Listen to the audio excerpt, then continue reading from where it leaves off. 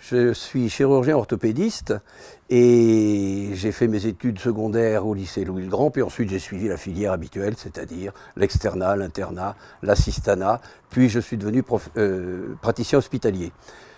Cette carrière est une carrière, j'allais dire, banale. Il n'y a pas eu de choses particulières, sauf peut-être un voyage que j'ai fait, et je crois être l'un des premiers à l'avoir fait, en Arabie Saoudite pour faire passer un petit peu la technique chirurgicale française. Et je dois dire que j'y suis resté 2 ans et que pendant ces 2 ans, ça a été un moment tout à fait exceptionnel.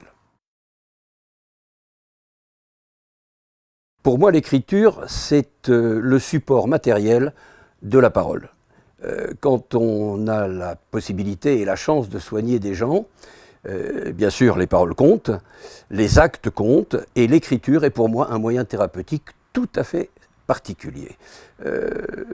Ça vous permet d'avoir un contact permanent avec l'interlocuteur, avec le patient, ça vous permet de diminuer éventuellement son stress, la peur qu'il a des choses qu'il ne connaît pas.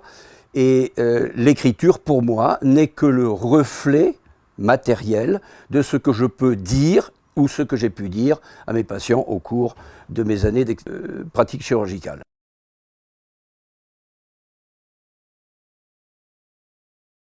D'abord, le titre lui-même peut prêter à sourire. Incartade d'un caméléon, qu'est-ce que ça veut dire? Eh bien, ça veut dire que quand on visite ce pays, on est surpris par l'extraordinaire diversité du Japon traditionnel. Nous avons visité le Japon il y a quelques dizaines d'années, et nous avions décidé de ne faire que et de ne voir que le Japon traditionnel, c'est-à-dire ce que l'on connaît depuis longtemps du Japon. Les bonsaïs, l'art floral, l'ikebana, les jardins avec cette extraordinaire richesse, ce travail de la nature tout à fait étonnant des Japonais. Et ma fascination pour le Japon est venue de ce fait. Le Japon est un pays de contraste absolument extraordinaire.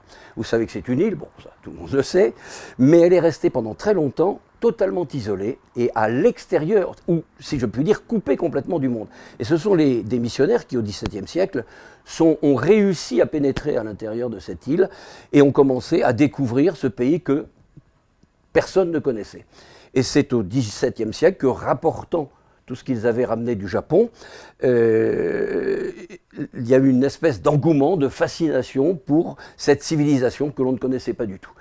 Alors, le contraste, c'est quoi? Le contraste, c'est un contraste entre des gens qui ont une réputation de cruauté extrême et qui, en même temps, ont une réputation d'extraordinaire esthétisme. Lorsque vous visitez le Japon, vous ne pouvez pas vous empêcher de constater à quel point les Japonais sont amoureux de la nature. Ils sont proches de la nature.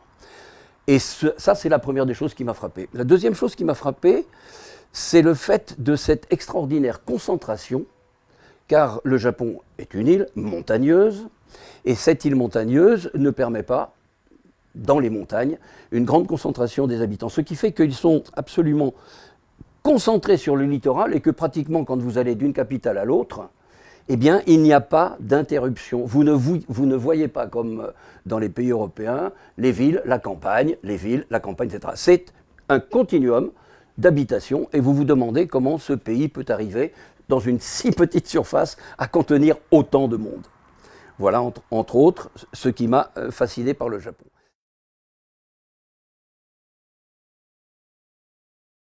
J'ai commencé à écrire très jeune. C'était véritablement, pour moi, le moyen à la fois le plus difficile et le plus simple pour, comment dirais-je, traiter les pathologies. Ça veut dire qu'effectivement, quand vous êtes étudiant, quand vous êtes adolescent, vous avez aussi un certain nombre de problèmes qui se posent à votre esprit. Vous allez chercher dans les livres une réponse aux questions que vous vous posez. Et puis petit à petit, ce que vous trouvez dans les livres ne vous suffisant pas, ou estimant que cela ne vous suffit pas, vous allez chercher vous-même, dans votre propre personnalité, à essayer d'expliquer votre comportement. Bon, vous connaissez très bien Freud et la psychanalyse. Quel était l'important? L'important pour lui, c'était la communication, de faire en sorte que vous arriviez à vous exprimer pour faire sortir en quelque sorte ce qui peut-être vous gênait. Pour moi, l'écriture, c'est ce moyen. On n'a pas besoin, à mon sens, d'un psychanalyste.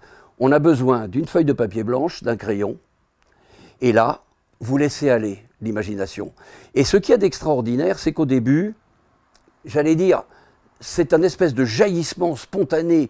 Il ne faut absolument pas, toujours à mon sens, essayer de limiter ce jaillissement. Ça doit être quelque chose de spontané, de naturel. C'est, pour moi, un moyen, en quelque sorte, de vider tout le trop-plein qui est à l'intérieur de vous-même. Et puis petit à petit, lorsque vous avez fait le vide à l'intérieur, il faut bien le remplacer par autre chose. À ce moment-là, la lecture devient véritablement un objet de recherche et vous-même, vous allez de plus en plus, puisque vous allez lire de plus en plus souvent, de plus en plus longtemps, de plus en plus fréquemment, vous allez avoir envie de transmettre.